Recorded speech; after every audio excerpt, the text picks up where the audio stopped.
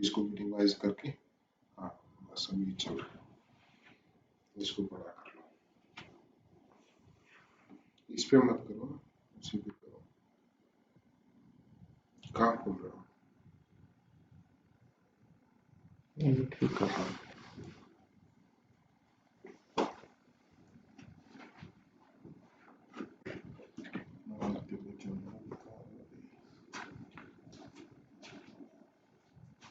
Good afternoon बच्चों।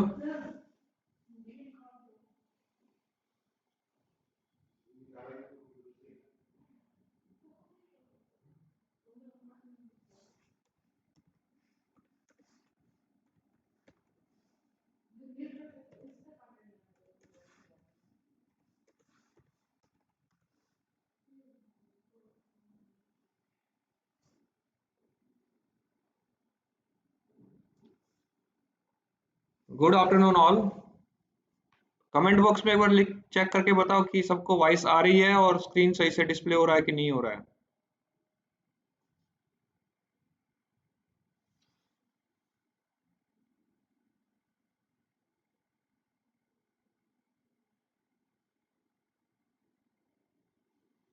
Thank you.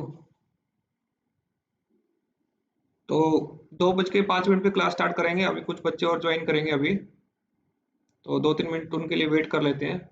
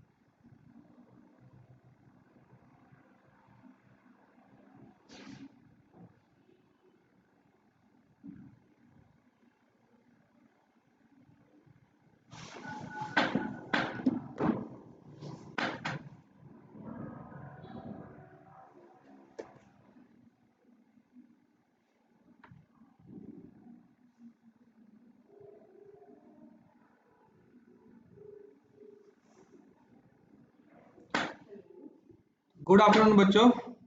फिर अभी हम अपनी क्लास स्टार्ट करते हैं। तो जो आज का हमारा जो टॉपिक है वो रिप्रोडक्शन इन प्लांट है। सबको वॉइस क्लियर हो रही है? चैट बॉक्स में एक बार लिख के बताएं।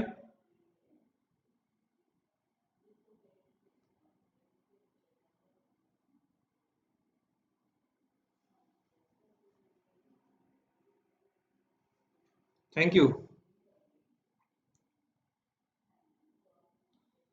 तो जैसा चैप्टर को पहले डिफरेंट डिफरेंट डिफरेंट पार्ट में डिवाइड कर दो। चैप्टर का नाम है हमारा रिप्रोडक्शन इन प्लांट। तो रिप्रोडक्शन पहला पहला क्वेश्चन क्या रेज हुआ कि रिप्रोडक्शन क्या होता है। तो रिप्रोडक्शन का मतलब ये होता है कि अपने जैसे ही नेक्स्ट जनरेशन को प्रोड्यूस करना।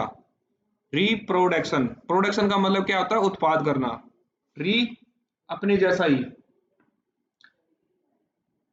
तो ये क्या हुआ,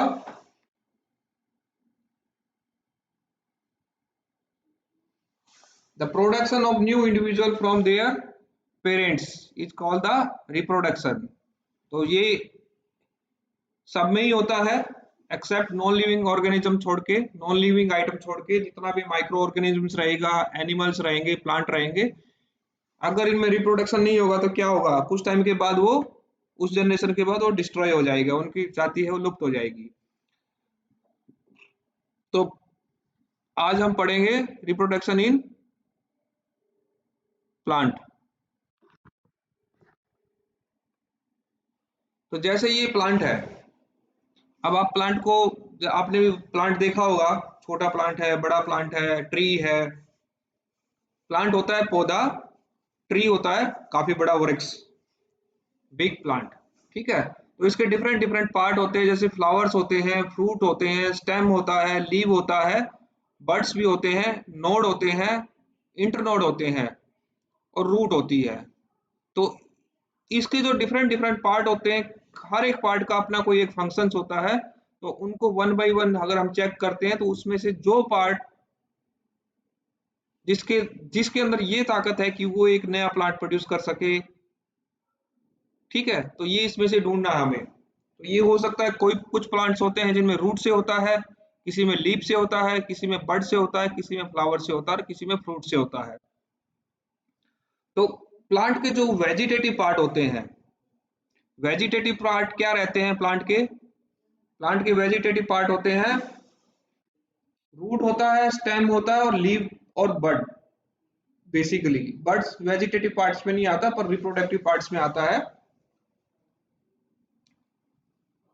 तो रूट से, स्टेम से और लीव से, जो जिन प्लांट के अंदर ये कैपेबिलिटी है कि वो अपनी रिप्रोडक्शन, अपने बच्चे जो पैदा कर सकते हैं, वो किससे कर सकते हैं, रूट से कर सकते हैं, स्टेम से कर सकते हैं, और लीव से कर सकते हैं, और बड से कर सकते हैं। उस प्रोसेस को क्या बोला जाता है, वेजिटेटिव रिप्रोडक्शन बोला जाता है। ठीक है, तो reproduction in plant, reproduction is process of producing the youngs one from their parents. ठीक है, ये एक डेफिनेशन हुआ। तो रिप्रोडक्शन जो होता है प्लांट्स के अंदर, बेसिकली 3 मेथड से होता है। वैसे तो बेसिकली देखा जाए तो 2 मेथड से ही होता है, सेक्सुअल रिप्रोडक्शन होता है और नॉन सेक्सुअल, एसेक्सुअल रिप्रोडक्शन होता है। उसको नॉन सेक्सुअल रिप्रोडक्शन भी बोल देते हैं, एसेक्सुअल भी बोला जाता है। और एसेक्सुअल रिप्रोडक्शन का एक पार्ट आगे जाता है, जो वेजिटेटिव प्रोपेगेशन बोलते हैं, वेजिटेटिव रिप्रोडक्शन बोलते हैं। तो एसेक्सुअल रिप्रोडक्शंस में क्या होता है, इसमें एक सिंगल पेरेंट्स होता है, इसमें ना मदर होती ना फादर होता है, एक सिंगल पेरेंट्स रहता है। उसके अंदर ये कैपेबिलिटीज होती है कि वो अपने इंडिविजुअल को पैदा कर सकता है। और सेक्सुअल रिप्रोडक्शंस में क्या होता है, इसमें एक मेल पेरेंट्स होता है, एक फीमेल पेरेंट्स होता है, और दोनों मिलके एक नए बच्चे को पैदा करते हैं, जाइगोट बनाता है, और वो आगे जाके बच्चे में प्रोड्यूस होता है, सीड में प्रोड्यूस होता है। तो एसेक्सुअल और सेक्सुअल रिप्रोडक्शंस के क्या बेनिफिट्स होते हैं। अगर हम बेनिफिट्स की बात करते हैं कि एसेक्सुअल के कुछ फायदे हैं as compare to sexual. Asexual का ये बेनिफिट्स होता है कि इसमें एक सिंगल पेरेंट्स यूज का ही इन्वॉल्वमेंट होता है, सबसे पहला बेनिफिट तो ये है। और सेक्सुअल्स के अंदर क्या होता है, 2 पेरेंट्स की इन्वॉल्वमेंट होती है। दूसरा बेनिफिट्स क्या होता है कि एसेक्सुअल रिप्रोडक्शन में जो बच्चे पैदा होते हैं, बच्चे मतलब कुछ भी हो, it's might be plant, it might be organisms, ठीक है, तो उनका जो करेक्टरिस्टिक्स होता है, हूबहू कॉपी, कार्बन कॉपी हो जाती है अपने पेरेंट्स से। यानी कि उसकी जो उसके अंदर जो करेक्टरिस्टिक्स आएंगे same as it is characteristics develop होंगे उसके बच्चों में। बट सेक्सुअल रिप्रोडक्शंस में क्या रहता है कि एक मेल पेरेंट्स है एक फीमेल पेरेंट्स है, अब उन दोनों से मिलके एक बच्चा पैदा हो रहा है, तो उस बच्चे के अंदर जो करेक्टरिस्टिक्स आएंगे कुछ पेरेंट फादर कुछ मेल करेक्टरिस्टिक्स आए कुछ मेल से करेक्टरिस्टिक्स आएंगे कुछ फीमेल से आएंगे, तो क्या होगा उसकी जो प्रॉपर्टीज रहेगी वो उन दोनों पेरेंट्स से कुछ डिफरेंट रहेगी, कुछ एक्स्ट्रा करेक्टरिस्टिक्स लेके पैदा होते हैं। जो एसेक्सुअल रिप्रोडक्शंस होता है ये डेवलपमेंट प्रोसेस में काफी कम टाइम लेता है। इसमें जो प्रोसेसिंग रहती है जैसे उसको उनके जो उनके जो ऑफस्प्रिंग्स है बच्चे हैं वो कम टाइम में डेवलप हो जाते हैं as compare to sexual reproduction है, ये काफी लंबा प्रोसेस रहता है। और इसके अंदर जो उनके जो ऑफस्प्रिंग मतलब बच्चे जो होते हैं वो भी काफी टाइम में डेवलप होते हैं। अगर उनकी ग्रोथ पैटर्न देखा जाएगा तो काफी लंबे टाइम तक रहती है। तो एसेक्सुअल रिप्रोडक्शन बेसिकली 3 पार्ट में डिवाइड किया गया है। तो एसेक्सुअल रिप्रोडक्शन में क्या रहेगा कि इसके अंदर एक सिंगल पेरेंट ही इन्वॉल्वमेंट रहता है और इसमें आइडेंटिकल कैरेक्टरिस्टिक्स रहता है। तो हमने जो ये बेसिकली जो एसेक्सुअल रिप्रोडक्शन है कुछ प्लांट्स रहते हैं, प्लांट माइक्रो ऑर्गेनिज्म फॉर्म में भी रह सकता है, ठीक है। तो जैसे यीस्ट जो होता है फंगस, माइक्रोब्स ऑर्गेनिज्म के चैप्टर में हमने पढ़ा था कि माइक्रो ऑर्गेनिज्म को 5 क्लास में डिवाइड किया गया है, जो वायरस है, फंगस है, बैक्टीरिया है,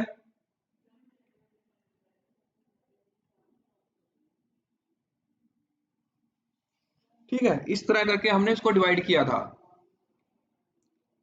तो जो फंगस जो रहती है उसमें अमीबा भी आता है, प्रोटोजोआ भी रहता है, और ठीक है। तो यीस्ट जो होता है, जो हम फफूंदी की बात करते हैं जिसको फंगस भी बोला जाता है, ये बेसिकली क्या होती है, इसका जो रिप्रोडक्टिव मैकेनिज्म रहता है बडिंग से रहता है।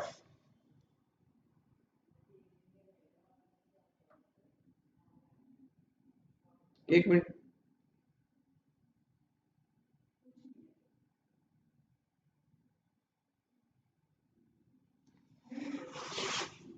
बडिंग्स मतलब क्या होता है कि एक बल्ब लाइक स्ट्रक्चर डेवलप हो जाती है उसी के एक पार्ट में। जैसे आप एक एग्जांपल ले लीजिए, अमीबा है, अमीबा की अपनी कोई शेप नहीं होती, वो अपनी शेप को क्या करता है एक पर्टिकुलर डायरेक्शन में मूव करता है। तो जैसे ही उसका तो उसको प्लाज्मोडियम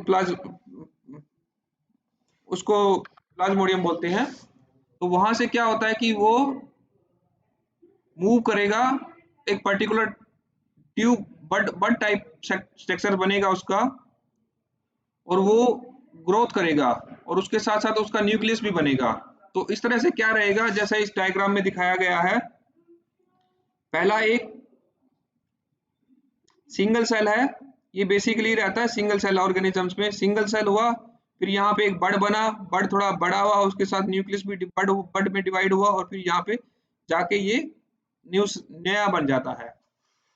दूसरा रहता है फ्रेगमेंटेशन में क्या रहता है, जैसे नेम ही इंडिकेट कर रहा है कि फ्रेगमेंट टुकड़े में हो जाना, टूट जाना। तो इसमें क्या रहता है कि जो अडल्ट ऑर्गेनिजम्स होता है वो ब्रेक डाउन हो जाता है 2 या 2 से ज्यादा फ्रेगमेंट्स में, तो ताकि वो नए ऑर्गेनिज्म पैदा कर सके। ये रहता है अपना एल्गी, स्पाइरोगायरा, ठीक है।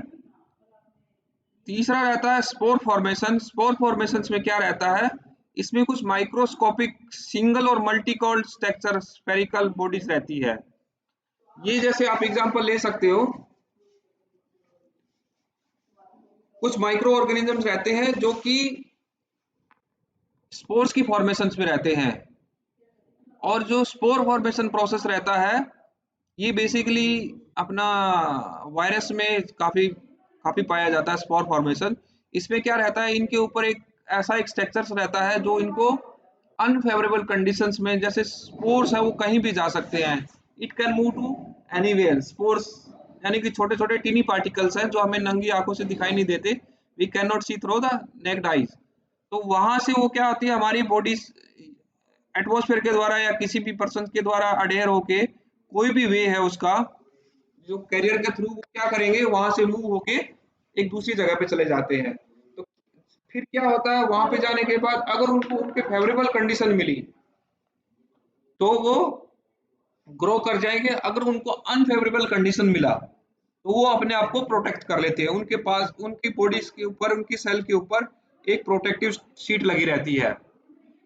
ठीक है, जैसे कि एनी प्लांट सेल के अंदर सेल वॉल रहती है, तो उनका जो सेल मेम्ब्रेन पार्ट रहता है वो काफी स्ट्रॉन्ग हार्ड रहता है, तो वहां से वो अपने आप को प्रोटेक्ट कर लेते हैं। तो इसका एग्जांपल है मोसिस एंड फर। तो वेजिटेटिव जो एसेक्सुअल रिप्रोडक्शन में जो हमने पढ़ा था, उसका एक पार्ट फिर आता है वेजिटेटिव प्रोडक्शंस। तो reproduction plant vegetative part such as the root stem leaf, basically जो जिनमें ये ताकत है कि वो अपने बच्चों को पैदा कर सकते हैं। नेचुरल मेथड में क्या रहेगा, रूट से हो गया, स्टेम से हो गया, तो इसमें क्या रहता है, जो अपना अदरक हुआ, गाजर हुई, नहीं अदरक हुआ, आलू हुआ, ये रूट प्रोसेस से रहता है। और आर्टिफिशियल एक मेथड रहता है इसमें अंदर, इसको cutting, grafting, layering, tissue culture method से इसको डेवलप किया जा सकता है। तो ये हम आगे देखेंगे इसको। जैसे रूट प्रोसेस से है, रूट प्रोसेस में क्या रहता है, आलू जो आपने देखा होगा, स्वीट पोटैटो एंड एस्पारेगस,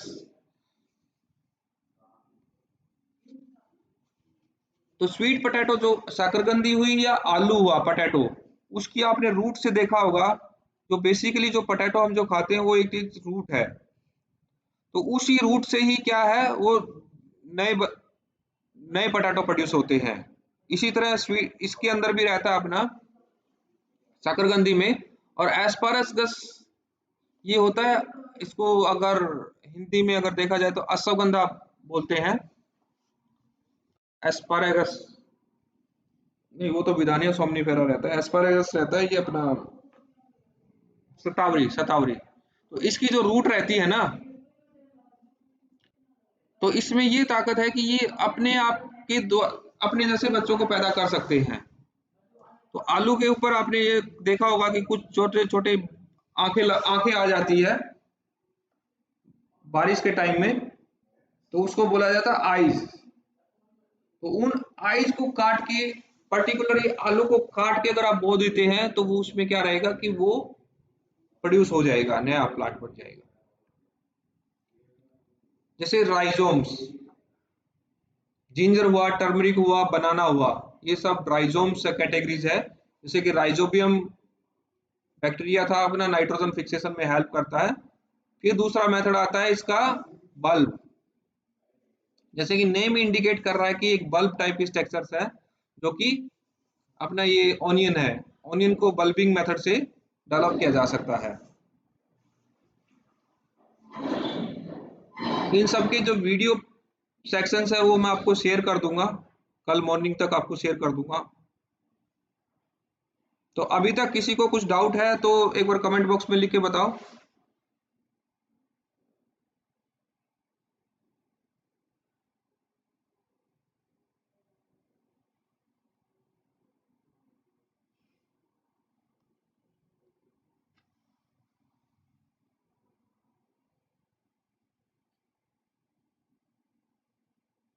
किसी को कुछ डाउट है, आंसर करो सभी के सभी। देवेश, हिमांशु, अभिनव, कार्तिक, सोनी, कार्तिक, नमन, Jatin Sharma.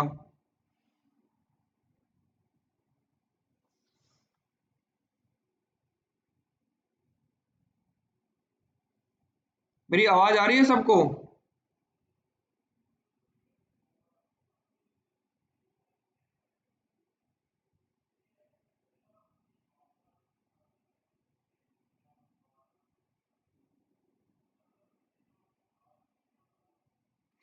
Hello,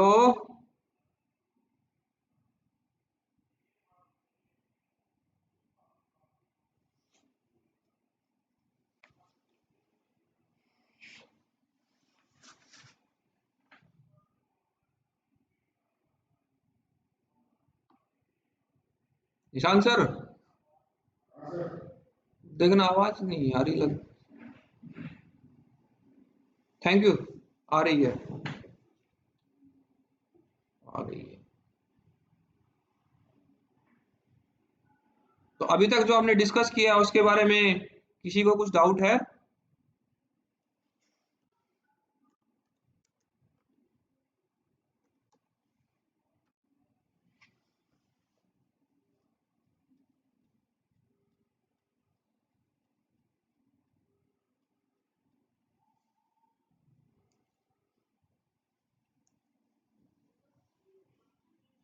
previous class में कुछ स्टूडेंट ने पूछा था कि अगर जैसे हमने जो प्रीवियस चैप्टर किया था उसमें पूछा था कि ये सब्जेक्ट हमारी बिलोंग टू आवर क्लास या और सब्जेक्ट हमारे पार्ट में रहेगा। तो जैसे कि हम जो जो जिस प्रिपरेशन जो हम कर रहे हैं कुरुक्षेत्र गुरुकुल्स की कर रहे हैं उसके रिगार्डिंग उसमें क्या रहता है, जैसे उन्होंने एक सिलेबस डिफाइन करके रखा हुआ है कि हमें अगर जैसे आप एट्थ के जो बच्चे हैं उनके पैटर्न्स में लिखा हुआ है कि रिप्रोडक्शन इन एनिमल, ठीक है। तो ऐसा नहीं है कि वो लिमिटेड पार्टी रहेगा एनिमल के। एनिमल के अंदर भी सेक्सुअल जैसे रिप्रोडक्शन सेक्शंस रहा, रिप्रोडक्शन सेक्शंस में क्या होगा कि दो वे से होता है, सेक्सुअल होता है, एसेक्सुअल होता है। तो वहां से रिलेट करके वो प्रीवियस क्लास के क्वेश्चन भी पुट अप कर सकते हैं। तो इसीलिए आपको कुछ चैप्टर जो है प्रीवियस क्लास के कवर करने पड़ेंगे जो इम्पोर्टेंट्स हैं।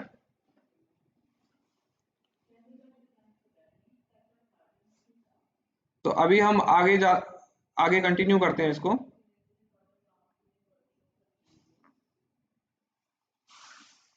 जैसे पोटैटो के अंदर ये जो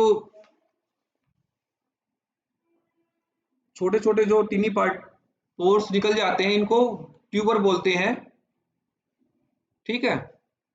और इसको आइज भी बोला जाता है। तो इनके अंदर ये कैपेबिलिटीज है कि ये नए प्लांट को प्रोड्यूस कर सकते हैं। इसी तरह कॉम्स करके है,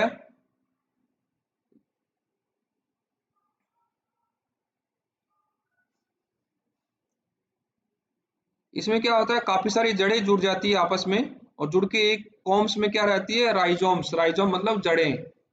तो ये जड़ें जो जुड़ के एक नए प्लांट को प्रोड्यूस कर देती है जो गोडिलस के प्लांट में रहता है। तो ये तो था अभी तक हमने जो देखा था रूट के बारे में। कुछ प्लांट्स ऐसे होते हैं जिनकी लीव्स के अंदर कुछ ऐसी प्रॉपर्टीज होती है जिसके द्वारा लीव्स से वो अपने आप को रिप्रोड्यूस करते हैं। जैसे आप एग्जांपल ले सकते हैं मनी प्लांट का जो एग्जांपल है उसमें भी यही प्रॉपर्टी रहती है कि उसके पत्तों से ही प्रोड्यूस किया जाता है उसको। और ये ब्रायोफाइलम जो है इसको चट पत्थर बोलते हैं हिंदी में, चट पत्थर। तो इसके इसका जो लीव्स जो रहता है लीव्स के कॉर्नर्स पे कुछ जैसे ये कट्स लगे हुए हैं, यहाँ पे कुछ टीनी पार्टिकल प्रोड्यूस हो जाते हैं और उन्हीं के अंदर कैपेबिलिटीज रहती है कि वो नए प्लांट को प्रोड्यूस कर देते हैं। जैसे ही वो जमीन में गिरते हैं, जमीन में गिरने के बाद क्या होगा, वो उनको फेवरेबल कंडीशन मिलने पे वो अपने आप को नए प्लांट में प्रोड्यूस कर देते हैं। तो इनको बोला जाता है budding. The leave develop the small bud called adventitious buds. On the other the margin they grow into the new plant once again touch with the soils. ठीक है।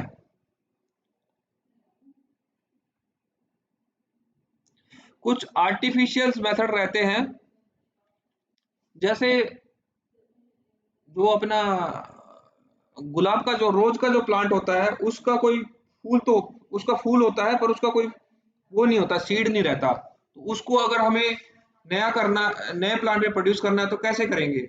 उसमें क्या करते हैं कि उसकी एक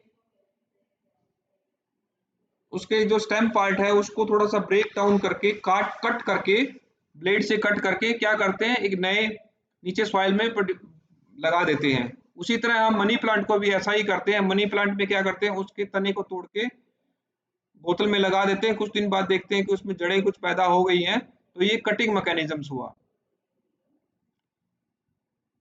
ठीक है। एक होता है ग्राफ्टिंग। ग्राफ्टिंग में क्या होता है, जैसे नेम ही अपने आप को इंडिकेट कर रहा है, ग्राफ्ट यानी कि किसी दूसरे चीज से मैच करना। अभी देखो यहाँ पे ये दूसरे जो ये प्लांट बना हुआ है, प्लांट की एक टाई नॉट लगा हुआ है यहाँ पे, इसी पार्ट को आगे इलेबोरेट करके रखा हुआ है। तो यहाँ पे क्या है कि ये जो नीचे का पार्ट है, ये प्लांट का जो एक स्टेम है, ठीक है,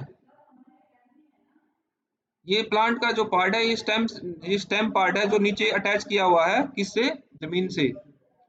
तो इसमें क्या करते हैं कि उसी प्लांट की एक और टहनी को लेके काट काट के ऐसे वी शेप में उसको उसके अंदर इंट्रोड्यूस कर देते हैं। ठीक है। तो यहां से इसका क्या रहा, जाइलम फिलोएम जो कनेक्शन था वो इसका कंटिन्यू रहा। तो धीरे धीरे कुछ टाइम बाद क्या देखोगे कि जो वी सेक्शन है यहाँ पे उसकी रूटिंग होने चालू हो जाती है, और फिर इसको यहाँ से निकाल के फिर इसको सॉइल में लगा देते हैं और नया प्लांट बन जाता है हमारा।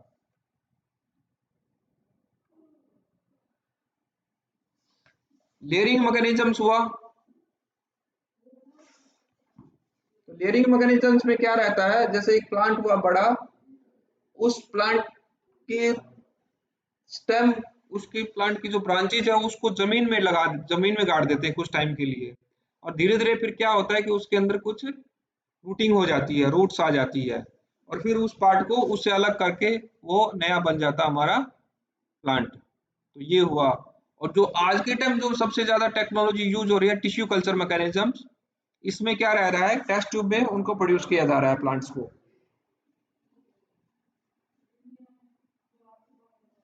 ठीक है। टिश्यू कल्चर मैकेनिज्म में ये बेसिकली, अगर टिश्यू कल्चर की बात करते हैं तो ये बेसिकली अपना यो माइक्रो ऑर्गेनिज्म में यूज होता है।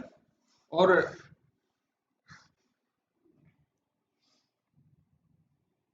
फिर आता है सेक्सुअल रिप्रोडक्शन इन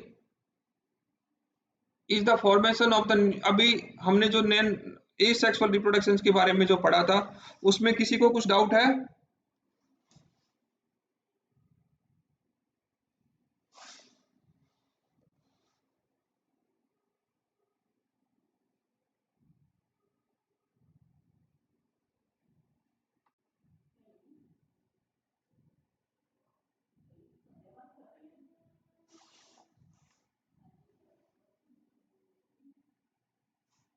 एक मिनट।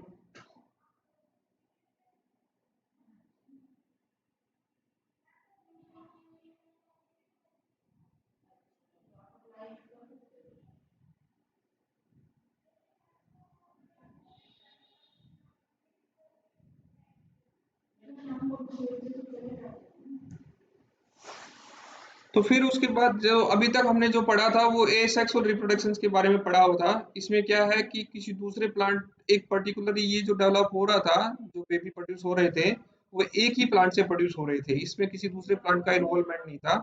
जहां तक या तो उसके स्टेम से वो डेवलप हो रहे थे, या उसके लीफ से डेवलप हो रहे थे, या फिर उसके रूट से डेवलप हो रहे थे। अभी दूसरा जो प्रोसेस है प्लांट्स के अंदर जो होता है वो है सेक्सुअल रिप्रोडक्शन। सेक्सुअल रिप्रोडक्शन में क्या रहता है, एक मेल ऑर्गन्स होता है, एक मेल, इसमें दो दो प्लांट्स का इन्वॉल्वमेंट रहता है, एक होता है मेल और एक होता है फीमेल। ठीक है। तो ये बेसिकली फ्लावरिंग प्रोसेस से रहता है। Flower are the reproductive organ of the plant. ठीक है।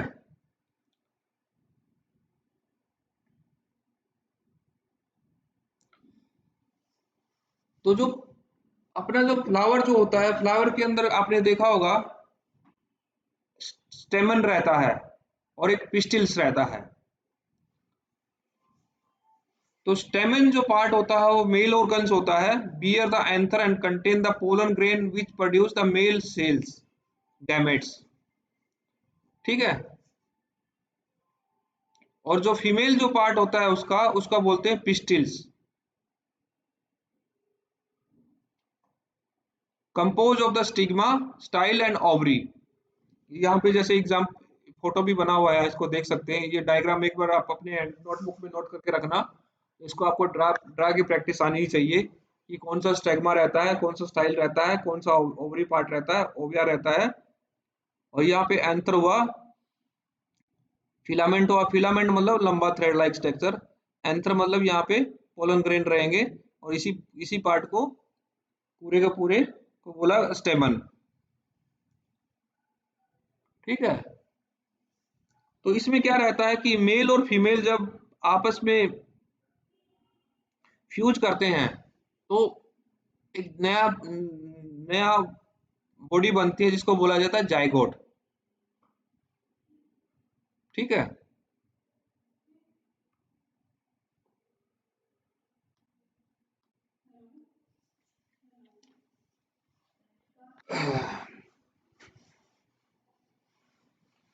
तो जो नया जाइगोट बनता है, जैसे स्टेम पार्ट रहा और पिस्टिल्स पार्ट रहा, अभी ये क्या होता है कि ये ऐसी कंडीशंस हो सकती है कि जो फीमेल जो प्लांट है या उसका जो फीमेल फ्लावर है, एक फीमेल फ्लावर रहेगा, एक मेल फ्लावर रहेगा। वो ये हो सकता है कि वो सेम दोनों के दोनों एक ही प्लांट, इनके लिए अलग अलग प्लांट नहीं होते हैं, वो एक ही प्लांट पे रहते हैं। ये हो सकता है कि किसी में फीमेल करेक्टरिस्टिक ज्यादा होंगे या मेल ज्यादा रहेंगे। तो उसी हिसाब से उसको, तो जब हम अपनी फसल बोते हैं तो उसके अंदर मेल भी रहते हैं, फीमेल्स भी रहते हैं।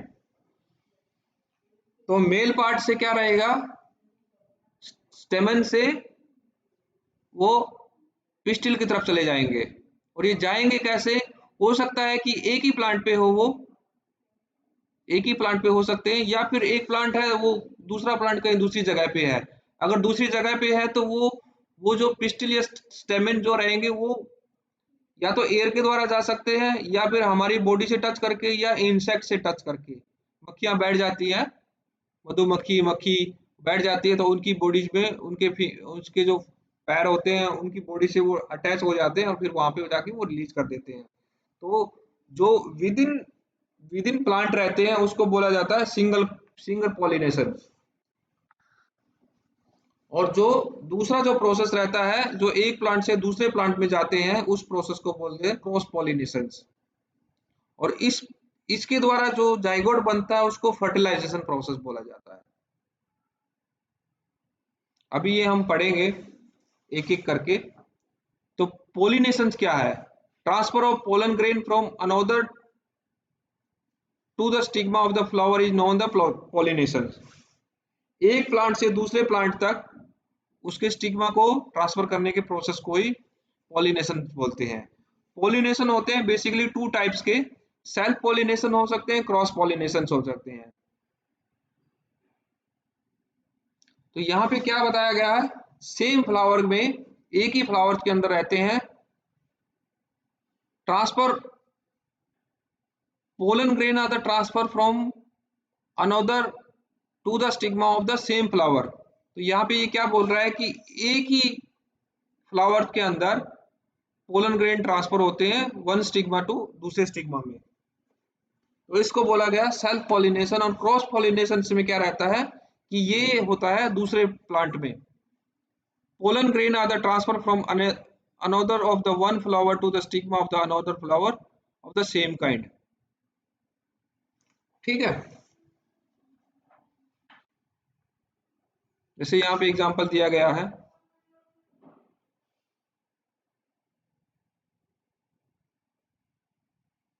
ये टाइप ऑफ द पॉलिनेशन है, ये सेल्फ पॉलिनेशन है। सेल्फ पॉलिनेशन में देखिए एक ही फ्लावर के अंदर है, एक ही प्लांट में है, ये एक ही प्लांट में है, ये दोनों अलग अलग फ्लावर है, फ्लावर में यहाँ पे एक्सचेंज हो रहा है। फिर क्रॉस क्रॉस पॉलिनेशन में क्या हो रहा है, ये अलग प्लांट का है, ये दूसरे प्लांट का है, फ्लावर सेम कैटेगरीज के रहेंगे और ये यहाँ पे कंटेमिनेशन हो रहा है, इनका क्रॉसिंग हो रहा है, राइट।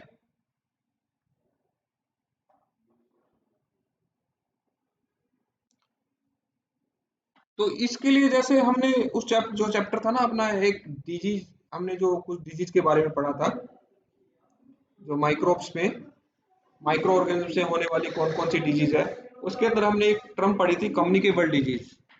जैसे कम्युनिकेबल डिजीज होती है, कुछ डिजीज होती है जो कि एक आदमी से दूसरे आदमी में फैल जाती है, उसको उनको बोला जाता है कम्युनिकेबल डिजीज, और जो स्प्रेड नहीं होती है उनको नॉन कम्युनिकेबल डिजीज बोलते हैं। जैसे कि कोरोना वायरस है, कोरोना जो डिजीज है वो कम्युनिकेबल डिजीज है। अब ये किस किस वे से फैल रही है, उसके उनके जो होते हैं अलग अलग वे, ये हाथ हाथ मिलाने से, पर्सन टू पर्सन टच हो रही है, एयर के द्वारा स्प्रेड हो रही है। तो ये जो मीडिया है उसको बोला जाता है कैरियर, और उनको वेक्टर भी बोलते हैं। तो इस पॉलिनेशंस में कौन कौन हेल्प करते हैं, तो उसी तरह इसके लिए जो कैरियर्स होते हैं, वो सबसे पहला हुआ विंड। विंड में क्या रहेगा कि जो हवा है, हवा से एक फ्लावर का जो स्टेम है वो दूसरे पिस्टिल तक पहुंच पाता है। The wind blow away the pollen grain from another of the same flower of the same stigma of the another flower. ठीक है, एक दूसरे स्टिग्मा से हवा के द्वारा वो इधर उधर ट्रांसफर हो जाता है। तो इसके अंदर बेसिकली जो एग्जांपल रहते हैं, स्मॉल रहते हैं, छोटे फ्लावर्स रहते हैं, नॉट ब्राइटली कलर्ड, काफी मतलब ब्राइटली कलर वाले नहीं रहते। Do not produce a nectar, nectar मतलब कुछ चिपचिपा पदार्थ, जैसे शहद हुआ। ठीक है, तो इनके जो पोलन ग्रेन रहेंगे वो काफी लाइट वेट में रहेंगे, तभी तो वो हवा में उड़ पाएंगे। अगर हैवी होंगे तो नहीं दूर तक जा पाएंगे, और ये बहुत ज्यादा लार्ज क्वांटिटी में प्रोड्यूस किए जाते हैं। तभी तो अगर मान लो सपोज करो एक दो रहेंगे तो वो प्रोड्यूस नहीं कर पाएंगे। तो जो इसके एग्जांपल रहते हैं, पॉलिनेशन इन व्हीट, राइस और मेज। मक्का में, राइस में और गेहूं के अंदर जो पॉलिनेशन प्रोसेस रहता है वो विंड से होता है। फिर आता है उसके बाद वाटर। पानी के अंदर भी ये अपना काफी सारे प्लांट्स रहते हैं। जितना धरती के ऊपर पौधे हैं उससे उसे कई गुना बताते हैं कि पानी के अंदर भी रहते हैं प्लांट्स। तो pollen grain are the release into the water and the carried out the water current to another flower. तो इसमें क्या रहता है कि जैसे हवा ने जो काम किया था यहाँ पे वो काम पानी करेगा। तो एक्वेटिक प्लांट में रहेगा बेसिकली वेलेंसरिया, सी ग्रास, वेलेंसीरिया जो रहेगा, ये उसके एग्जाम्पल है बेस्ट। एक मिनट रुकना।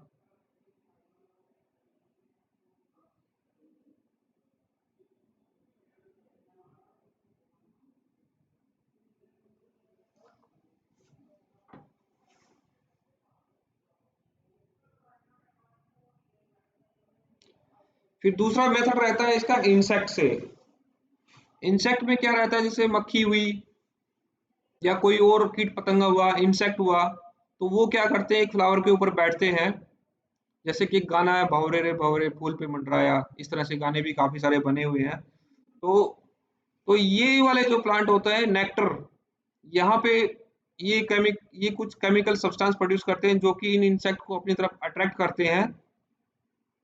इनमें कुछ सेंसेशंस रहती है, उसको ये सेंस करते हुए वहां पहुंच जाते हैं, और उसको फिर इनकी बॉडी से कुछ टच हो जाता है, जो पोलन ग्रेन होते हैं वो टच हो जाता है, और दूसरे प्लांट पे जब जाके बैठते हैं तो वहां पे वो रिलीज हो जाता है, छूट जाता है उनसे। तो इस तरह प्रोसेस से होने वाला प्रोसेस को, तो यहाँ पे इंसेक्ट भी एक कैरियर की तरह काम किया।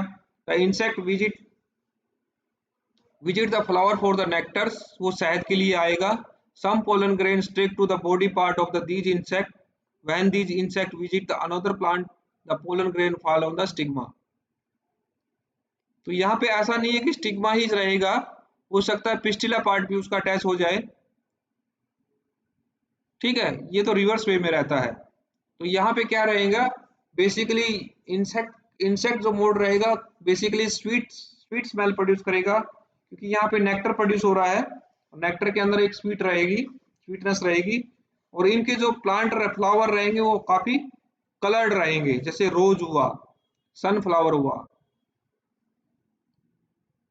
जैस्मिन हुआ, ठीक है।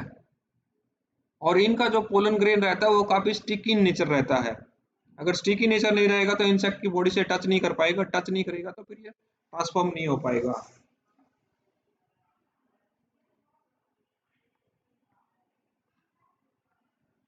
तो ये आज का चैप्टर हम यहीं तक करते हैं, कल इस चैप्टर को आगे कंटिन्यू करेंगे। अभी किसी को कुछ डाउट है इस चैप्टर में तो एक बार कमेंट बॉक्स में लिखें।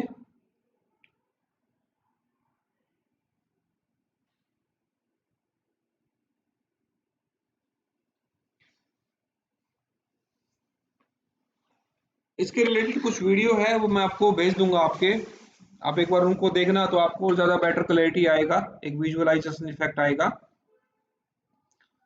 तो अभी आपकी जो जो अभी तक हमने जो चैप्टर किए हैं, जैसे कि सेल था, सेल के बाद माइक्रो ऑर्गेनिजम्स किया, माइक्रो ऑर्गेनिजम्स के बाद में हमने न्यूट्रिशन इन प्लांट, फिर किया हमने न्यूट्रिशन इन एनिमल, और एक हमने अभी किया था रेस्पिरेशन प्रोसेस इन ऑर्गेनिजम्स, ठीक है।